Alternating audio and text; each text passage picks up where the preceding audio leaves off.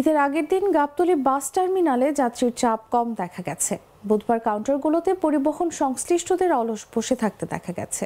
তারা জানিয়েছেন নির্দিষ্ট সময়ে বাস ছেড়ে যাচ্ছে। গাবতলী স্টেশনে কোনো যাত্রী আসলেই হাঁক ছাড়ছেন পরিবহন শ্রমিকরা, কাউকে টেনে আনছেন কাউন্টারের কাছে। ঈদের ছুটি লম্বা হওয়ায় এবার আগেভাগেই গ্রামে গেছেন মানুষ। যাত্রীরা নির্দিষ্ট সময়ে বাস পেলেও গুনতে হচ্ছে বাড়তি ভাড়া। আর শহরের বিভিন্ন প্রান্ত থেকে গাবতলীতে আসতে পোহাতে হচ্ছে বকশিশ বিড়ম্বনা।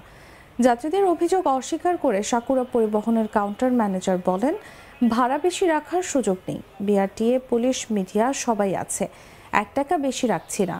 কাউন্টারে যাত্রী কম জানিয়ে তিনি বলেন, সকালে 8টা গাড়ি গেছে, সবগুলোই যাত্রী পূর্ণ করে গেছে।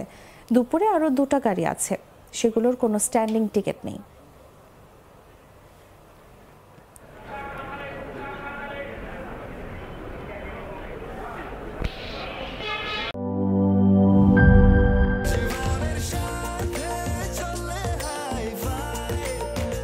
স্বাস্থ্যকর অল টাইম ফ্যামিলি কেক, সব সময় অল টাইম হেলদি লাইফ।